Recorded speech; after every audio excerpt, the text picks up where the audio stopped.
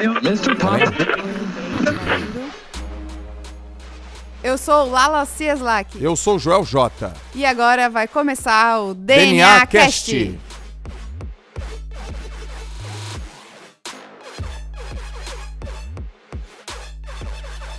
Você tá animada hoje? Por quê?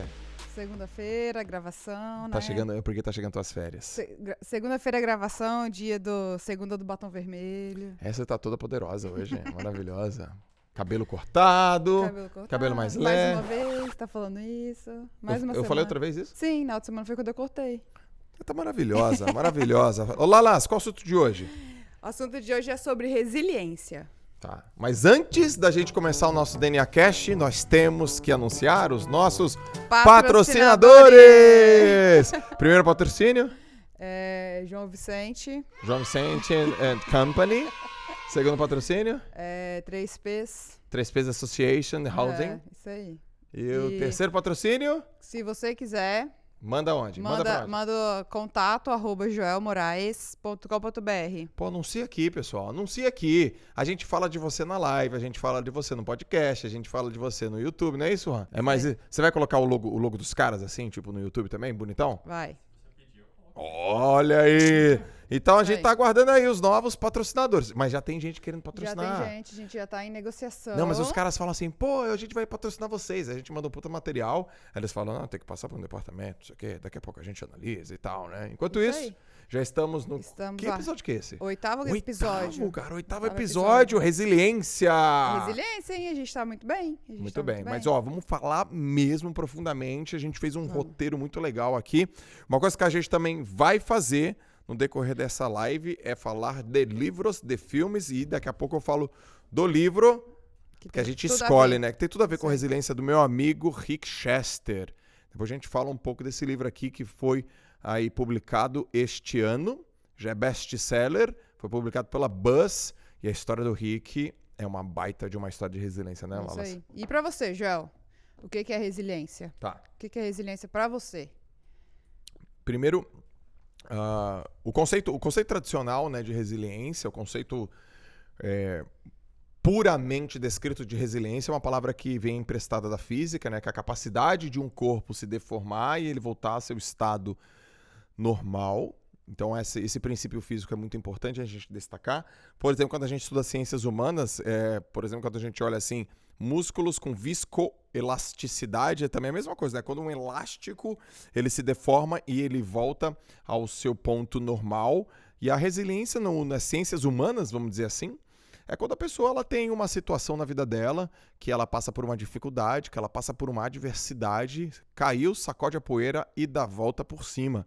E hoje a resiliência é muito falada, muito falada mesmo, nas empresas, nas equipes, nos comportamentos, nos vínculos afetivos, humanos e também na vida adulta, na vida até na terceira idade, na vida das crianças, na escola, nos bairros. É muito falado sobre resiliência e hoje resiliência é um dos requisitos meio que básicos para as pessoas se manterem competitivas no mercado de trabalho e se manterem vivas nesse mundo de absolutas mudanças, né? Então, resiliência é a capacidade de você cair e se levantar. E tem dentro da resiliência uma variável que é você cair e se levantar cada vez mais rápido, porque agora tem um timing. Porque tem gente que cai e levanta e tem gente que cai... Na verdade, tem gente que quica, né, Lala? Esse mesmo. Só que não é quica, né? Mas é quica. Você quica. É quica com K. Não é isso? Não, quica com Q. Porque quica com K é a quica. Aí quica assim, puf, e aí quica. E pra você, o que é resiliência? Resiliência pra mim é a coragem mesmo de você viver. Porque na vida, Joel, a gente tem altos e baixos. O que não pode acontecer é a pessoa, né... Pegando num gráfico, por exemplo, né? Você olha ali a subida e a descida, você vê, dá ênfase naquilo ali, achando que aquilo ali é um fundo do poço. Só que se você der um passo para trás e continuar olhando esse gráfico, sabe, tirar o zoom do gráfico, você vê que, às vezes, essa descida que você tá achando que é uma descida, ela continua na crescente. Então, ter esse poder de olhar dessa forma, sabe? Que a vida, ela vai te dar problemas, que ela vai te dar obstáculos, e você tá ali pronto, com coragem, para agir, para continuar seguindo aquilo ali, seguindo o seu propósito, seguindo o seu objetivo, seguindo o que você quer alcançar. Então, esses dias eu li, né, que coragem é o ato de agir com o coração. E é isso, é você ter coragem para você fazer o que você determinou para ser feito. Então, a resiliência, ela nada mais é que você saber ter a clareza de que tem momentos que não vai dar tudo certo. Mas que se você estiver dando o seu máximo, você estiver fazendo aquilo ali com amor, com paixão e com um propósito maior, né, não gosto muito dessa palavra, mas com um objetivo maior, você vai alcançar. Então... Não, mas peraí, isso não é resiliência só. É mais do que resiliência, é muito mais, porque é difícil você falar, tá... Você falar, caiu, levantou, é mais do que resiliência. É resiliência, persistência, resistência. Isso, é tudo isso. É não ser vulnerável, né? E buscar... Ou quando for vulnerável... Continuar.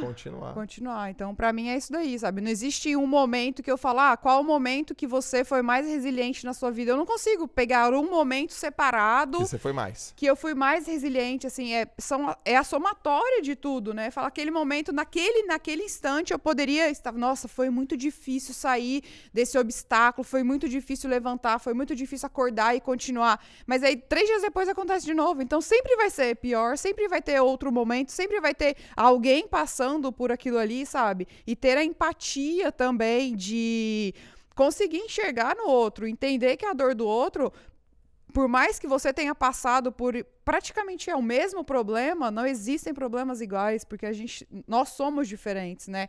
A sua bagagem é diferente. Então, a resiliência é isso aí, é acordar todo dia e continuar, assim. Pra mim é isso. Tá. Já que você falou que é difícil mencionar o momento que você foi mais resiliente... Você consegue lembrar um aqui rápido, um momento que você precisou usar resiliência, que, você recebeu uma tijolada no meio da tua testa, caiu e teve que renascer muito rápido? Sim, em 2011 quando eu era atleta, estava treinando muito para ir pro meu segundo Pan-Americano de natação, estava na Espanha e fazendo um treinamento de altitude, né, que é um treinamento que você fica ali 21 dias numa altitude diferente da altitude do mar. Então, a gente estava treinando num ar rarefeito para melhorar hemoglobinas, né? Tem toda essa parte fisiológica aí por trás. E, de repente, eu recebi uma ligação do meu pai falando que a minha mãe tinha tido um AVC e que estava tudo bem, que ela estava no hospital... E que ela não queria que eu voltasse, mas que ela tinha tido um AVC, assim. E ali foi um soco no estômago, assim, porque eu falei, tá, eu vou, mas e o meu sonho? E o que eu faço? E foi difícil, assim, sabe? Foi difícil. E na época, meu treinador, Fernando Vanzella, me falou, não treina hoje, vem aqui, tenta falar com a sua mãe, tenta ver o que é, a gente te coloca num voo agora. E assim, ao mesmo tempo, né, você fala, família, doença, é difícil, só que eu sabia que em nenhum momento, se minha mãe acordasse desse AVC, ela ia me ver, ela ia ficar feliz porque eu tava ali, sabe? Porque ela sabia do meu sonho. Então, é muito complicado você, né, mexer com saúde. Você foi julgada? Alguém confundiu isso com... Eu acho que fui julgada. Você é sem coração, desnaturada. Fui julgada. Você tem que ir, sabe? E aí eu, naquele dia, eu liguei para um tio meu que é médico, que é clínico geral, e ele me atendeu assim, sua mãe tá bem, fica calma, eu tô indo pra lá, pode confiar em mim, qualquer coisa eu te dou notícias. E uma coisa que sempre foi muito claro na minha família é que a gente não ia esconder nada de ninguém, sabe? Porque eu saí de casa muito nova, eu tinha 15 anos. Então, é difícil, né, você tá longe e receber notícias, assim, de repente você recebe uma notícia muito drástica de uma coisa que já estava acontecendo há alguns dias, há algum tempo. Então, era um princípio mesmo. A gente nunca esconder nada, nem meu, nem do meu irmão, nem da minha irmã, de ninguém, assim. E foi como aconteceu, assim, no primeiro momento eu quis voltar, eu quis pegar o primeiro voo, só que eu tava a 4 horas da cidade mais próxima, porque a gente fica no centro de treinamento, que tem que subir a montanha e tudo cheio de neve, então eu tava a 4 horas da cidade mais próxima para pegar o voo e teria que pegar um voo de Madrid para Barcelona, de Barcelona para São Paulo, de São Paulo para Goiânia, então eu nem sei quando eu ia chegar, assim. E eu conseguir, né, na resiliência de estar ali, de conseguir continuar focada ali mesmo, né, o tempo inteiro pensando na minha mãe, mandando todas as energias positivas e sabendo do quadro exato, E logo, né, não teve nenhuma sequela, nem nada, mas foi difícil, assim. Acho que foi o momento que eu tive mais resiliência de conseguir ter clareza do que eu queria e de como estavam sendo as coisas que estavam acontecendo, assim, ao lado. Mas eu fiquei com uma dúvida ainda. Essa clareza veio de onde? Da ligação pro teu tio? Essa clareza veio da ligação com meu tio e da certeza que eu já tinha conversado com os meus pais de que a gente não quis esconder nada um do outro, assim. Que se tivesse acontecendo alguma coisa, eu iria. Eu iria, assim. Porque a gente teve esse princípio anotado, assim, em 2005, quando uma amiga minha morava nos Estados Unidos e o pai dela foi internado no Brasil, ela morava nos Estados Unidos, ele estava no Rio de Janeiro, ele foi internado e ele ficou uma semana internado e ela não sabia. E depois de uma semana ele faleceu, porque ele teve uma complicação e ela simplesmente recebeu a ligação, seu pai morreu. Só que ele estava uma semana no hospital, ela tentava falar com ele, a família falava, não, ele saiu, ele não está em casa. E queriam poupá-la de um problema, porque ela estava longe, porque não dava para vir, e de repente ela recebeu a ligação, seu pai morreu, volta. Então, a gente, né, a partir desse momento, assim, que é até uma coisa que a gente tem também, né, de falar sério, de não esconder, assim, de ter a empatia, porque eu não sei qual que é a dor do outro, né? Então, assim, por mais que você queira o melhor pro outro, fala, porque às vezes o melhor que você acha não é o melhor que o outro acha. Comunicação aberta. A comunicação aberta, isso. E então, aquele momento ali em 2011, quando minha mãe teve um AVC, foi o momento mais crítico, assim, porque eu tava entre o meu sonho e entre cuidar da minha mãe. Porém, tava meu pai lá, meu tio lá, os médicos lá, ela tava totalmente amparada, minha irmã tava lá, e se eu voltasse eu não poderia retornar pro treinamento, sabe? E graças a Deus deu tudo certo, eu tava o tempo inteiro, ficava ligando pra minha mãe o tempo inteiro, ela tava com uma parte paralisada, é chocante ver, né, não poder pegar e tudo, mas foi um momento que eu acredito que tenha sido mais resiliente, assim, de eu conseguir treinar, mesmo com todas as interferências. E depois eu peguei a minha vaga no Pan-Americano e foi tudo incrível. Ela foi pro México me ver. Foi demais. Boa. Boa. Depois dessa, faz um banho de contraste aí, Rony. Joga um banho. Eu tenho a minha história da natação, que foi a minha parte de resiliência mais, né, a história de resiliência da minha vida, que ali eu mostrei que ser resiliente é importante e você acaba colhendo bons frutos disso. E eu queria ver de você, assim, na sua parte de esportista, quando foi, assim, o momento que você falou no esporte, o momento que você teve que colocar a resiliência em prova e mostrar, assim, e hoje você tem essa história de resiliência mesmo? Difícil, porque a gente tem que ser resiliente o tempo todo no esporte, no treino, nas competições, quando você perde.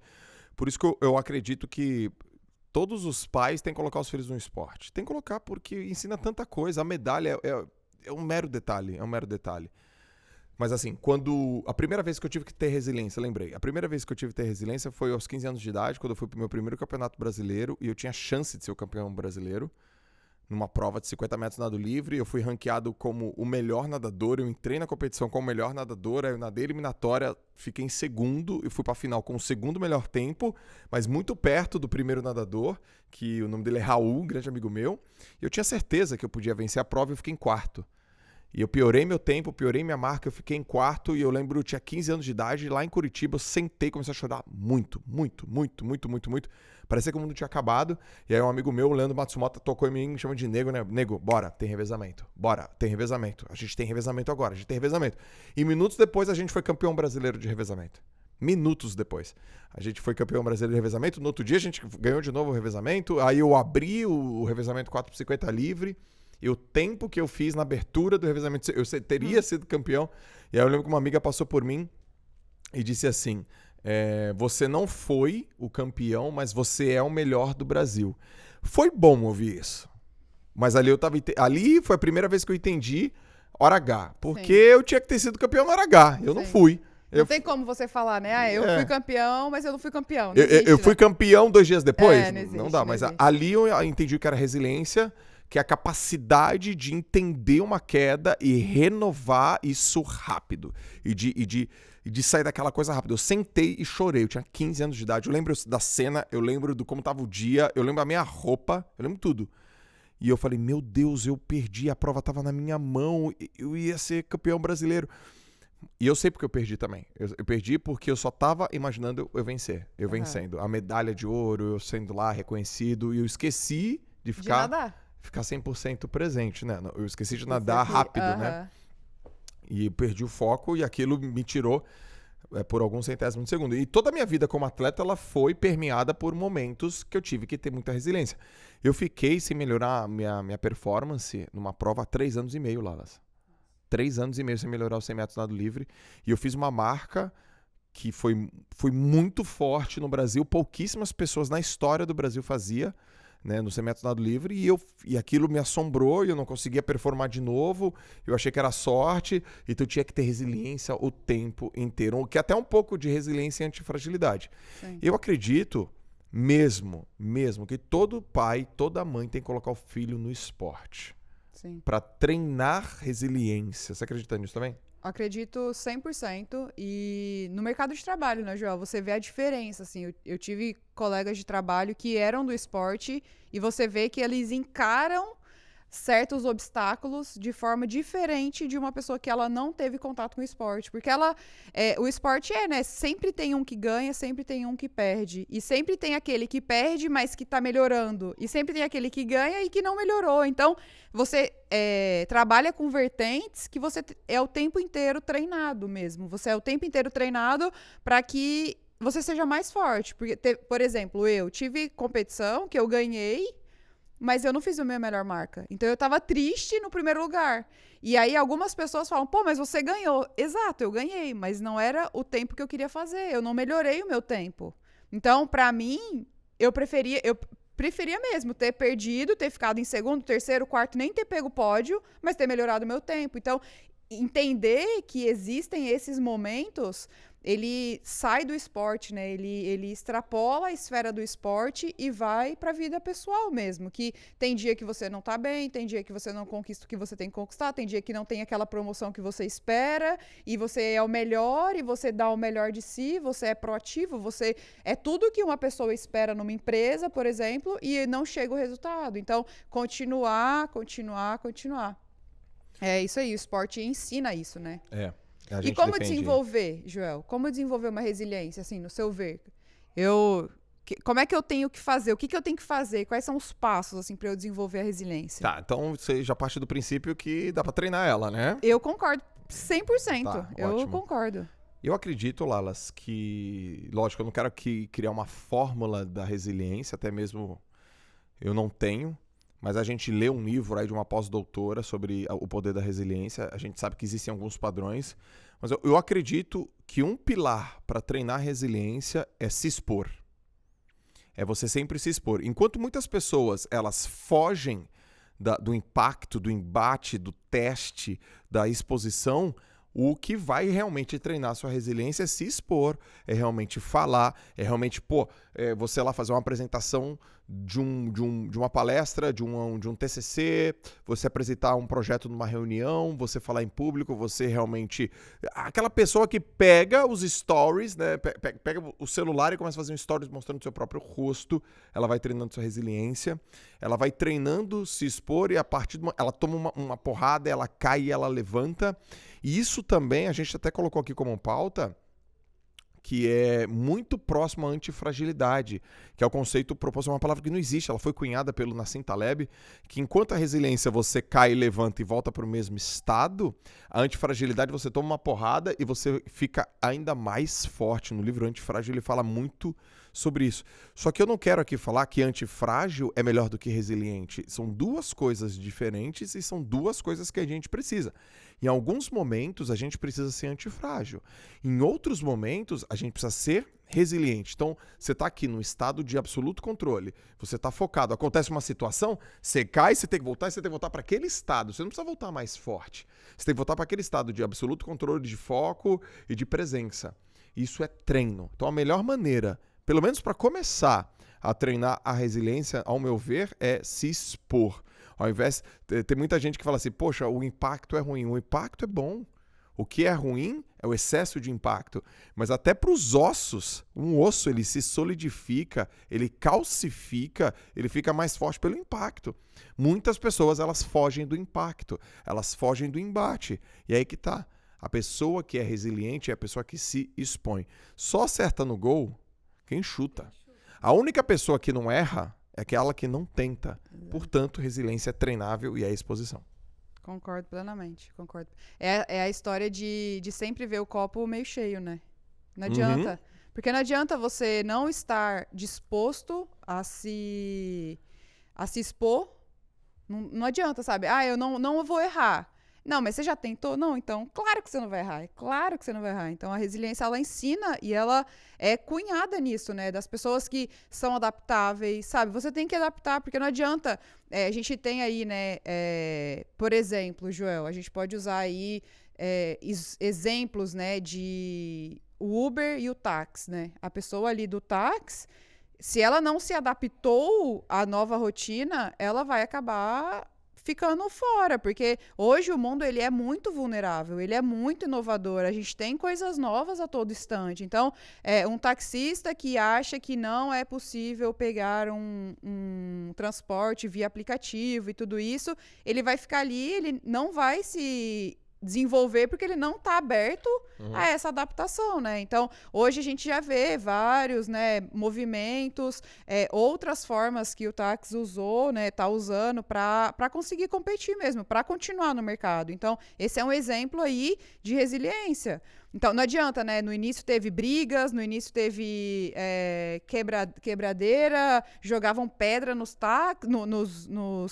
carros de aplicativo e era na força. E não adianta, a força ela não vai te levar a um sucesso. Então, é a resiliência mesmo de sempre estar se adaptando, de sempre estar conseguindo ver o copo meio cheio, de sempre conseguir ver ali com a sua autoestima de que é possível, de que é válido você alcançar algo melhor. Copo meio cheio. Copo meio cheio. Eu vejo o copo meio cheio. Vamos tomar uma aguinha aqui desse copo meio cheio. Vou pegar aqui um trecho do livro do Rick. O Rick Chester, para quem não sabe, né, ele era vendedor de água, vendedor ambulante de água.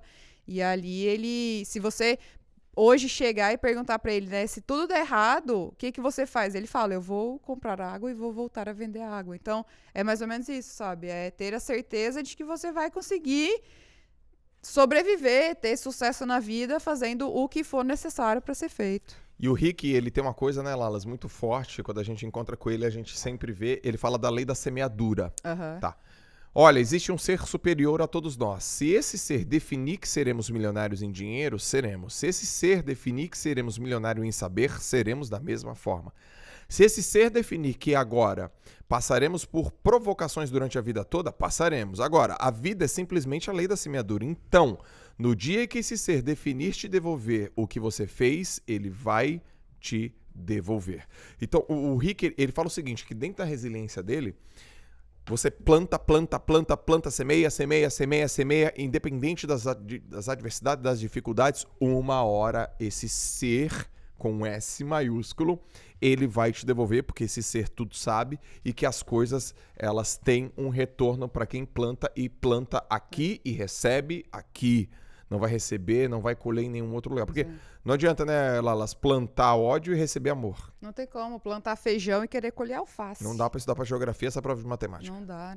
Não é isso? É isso aí. Portanto, ele sempre defende que a vida dele foi transformada, a vida dele mudou porque ele sempre semeou, porque ele sempre plantou.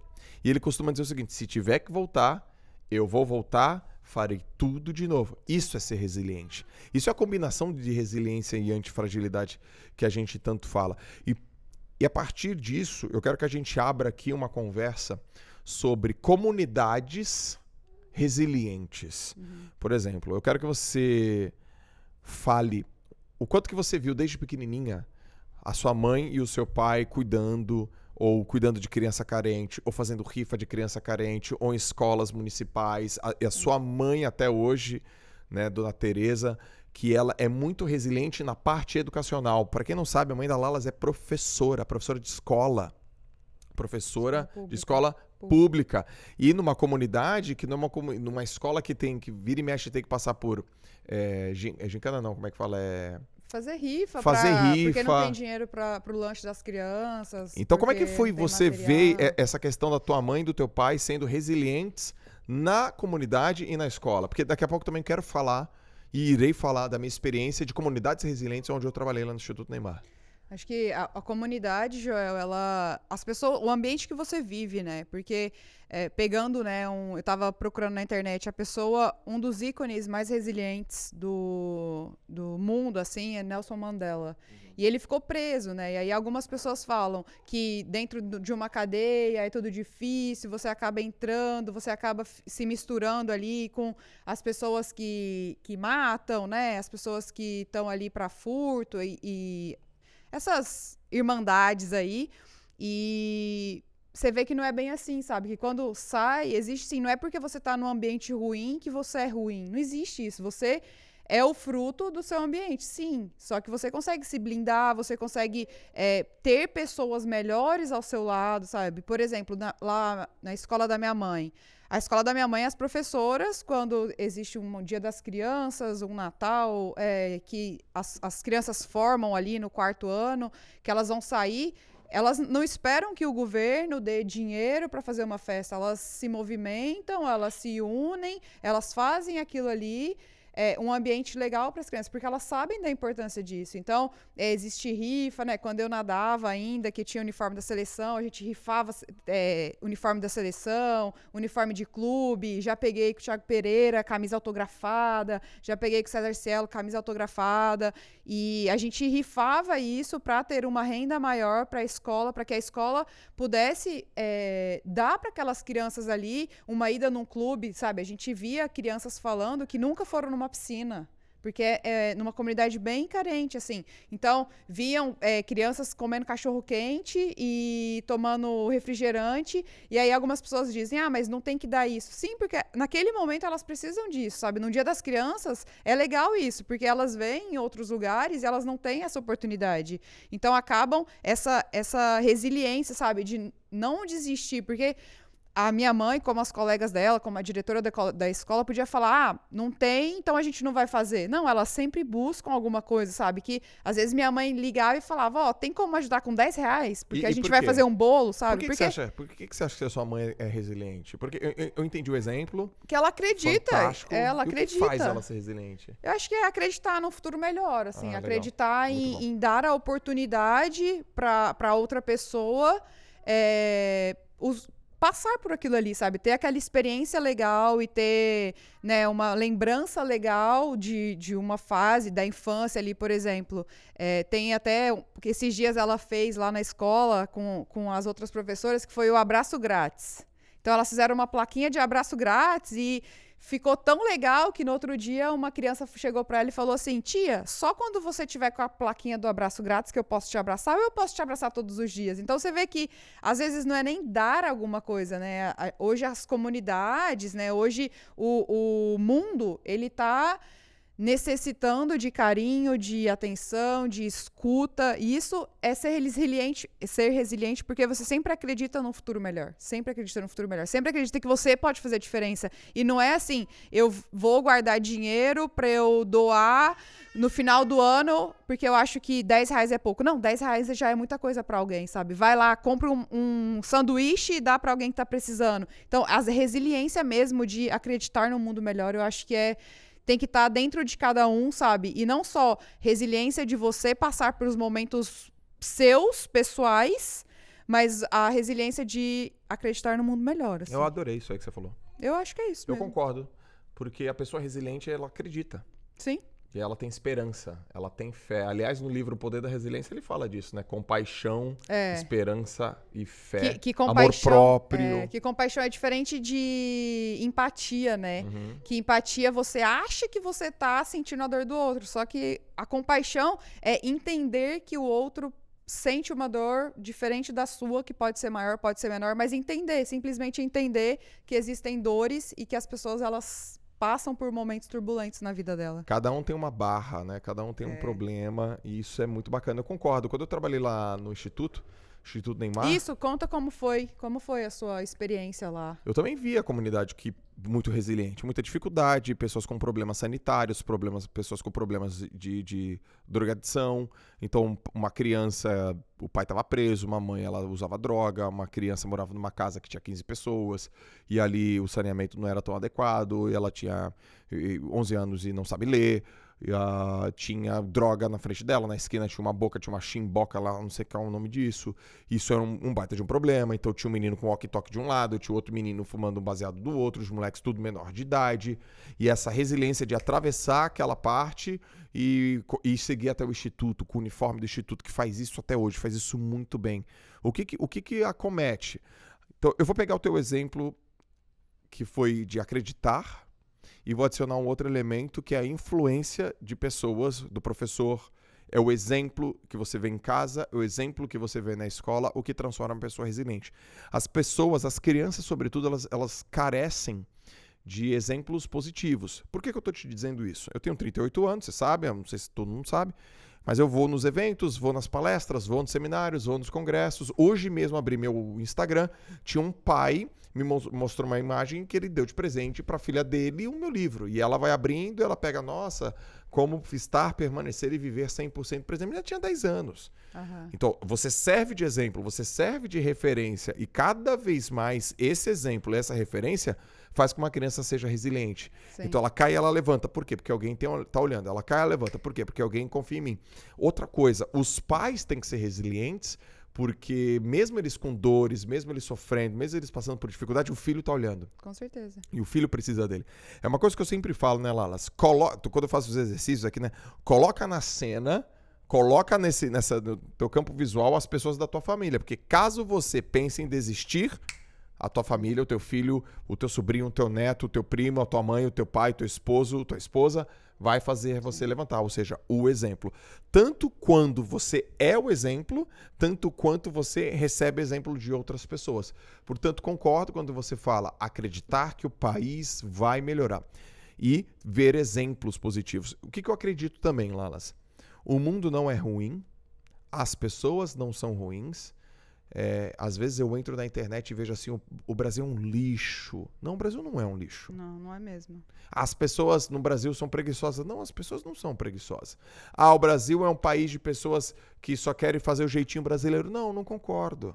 Você está pegando uma amostra e extrapolando para todo mundo. Eu conheço pessoas incríveis, que são exemplos, que são batalhadoras, que são honestas, que são estudiosas, que não fazem do jeitinho brasileiro e que são puta resilientes. Meu pai é nordestino, minha mãe é nordestina, a família toda dos meus pais é do interior de Sergipe, e eles são muito resilientes. Meus tios resilientes, meus avós resilientes, meus primos resilientes. Você também, sua família, seus tios, seu pai, sua mãe, seus irmãos, como qualquer outra família que é super natural. O brasileiro, por si só, ele é puta resistente. Sim. O problema é que a gente pega uma exceção da regra. Exemplos totalmente ao contrário, né? Um outlier. Que aparece na mídia. E transforma isso em padrão. Não é. Não é. Então, o Brasil, ele precisa realmente ter essa lucidez, mas tem muita gente, muito brasileiro aí ajudando, calado, ajudando nos bastidores, ajudando no 1 a 1. Eu não sei exatamente hoje, mas quando eu pesquisei, se você ter uma ideia, eu lembro que tinha aí, eu acho que mais ou menos umas 300 mil entidades sem fins lucrativos no Brasil. Cara, é entidade pra caramba. São pessoas que doam seu tempo, doam sua energia, doam realmente anos da sua vida em prol de educação, em prol de água, em prol de comida, em prol de animal, em prol de esporte, em prol de terceira idade. As pessoas fazem isso com resiliência. Você acha que não tem dificuldade? Então, eu sou um cara otimista realista. Também. Eu não sou um cara realista pessimista. Olha, deixa eu te falar a real, o Brasil tá uma droga. Não, ou então, o Brasil tá melhorando. Na minha perspectiva, tá melhorando pra caramba. E eu só olho para as coisas que realmente fazem eu acreditar nisso. Eu não vejo coisas que fazem eu perder minha capacidade de ser resiliente. Que tem umas máximas assim, né? Que, por exemplo, a gente faz o 3P social, né? Que é uma doação, às vezes de roupa, às vezes de comida, às vezes de tempo. E algumas pessoas falam, pô, vocês estão fazendo isso, mas tem gente que tem condição e tá indo lá se alimentar. Ok, eu não tô olhando para esse público, né? Vai ter gente assim, vai ter gente assim, mas eu tô atingindo um público que tá necessitando tanto que vai me fazer muito melhor. Então, sabe, as pessoas olharem o copo sempre meio cheio, assim, porque, por exemplo, vai doar roupa, daí existem as campanhas, né? Por exemplo, o que aconteceu em Brumadinho. A gente mandou lá água, mandou roupa, mandou mantimentos, mandou dinheiro para ajudar. E aí algumas pessoas na internet, até que foi, né, bem, bem grande, assim, essa campanha, falaram, eu não vou doar porque alguém vai pegar esse dinheiro. Eu não vou doar porque alguém não vai chegar no fim esse valor, essa comida, essa água. Então, mas aí você não tá, né, nem dando a oportunidade, porque e se chegar? Né? Então, assim, olhar dessa forma, mas e se realmente for sério? E se realmente for lá? Então, você não quer doar porque tá às cegas, mas, sabe, dá uma volta no quarteirão que você vai encontrar alguém para você ajudar. Então, essa parte de resiliência mesmo, assim, de acreditar que as coisas são melhores e não só para você, né? Como eu falei, não só aconteceu um problema hoje, eu tô no fundo do poço e amanhã vai ser melhor. Não olhar só para você, sabe? Extrapola um pouquinho, sabe? Olha pro lado, olha pra comunidade, porque tem em muitos casos, tá ali do ladinho, sabe? Que você pode ajudar, que você vai fazer melhor. E essa ajuda vai fazer com que você acredite mais. Vai fazer com que volte muito mais, né? Então, ajudar sem olhar a quem, né? Sempre. E acreditar que as coisas vão ser melhores, assim, de saúde, de sempre buscando o melhor, de saúde, de emprego, de como é o ambiente na sua casa, de como é o relacionamento com a sua família, sabe? Dê o passo, né? Que a parte de resiliência entra até assim, eu tô brigado com meu pai, por exemplo. Mas ele que tá errado. Tá, mas dá, sabe? Não seja tão duro com você nesse pedaço de que você não sabe o dia de amanhã. Então, faça pro outro que você gostaria de fazer por você, que isso também é uma resiliência, sabe? Perdoa. Todos esses jargões, assim, que existem, sabe? Perdoa sim, perdoa, é difícil pra caramba. Só que você vai se sentir tão bem que vai ser muito melhor.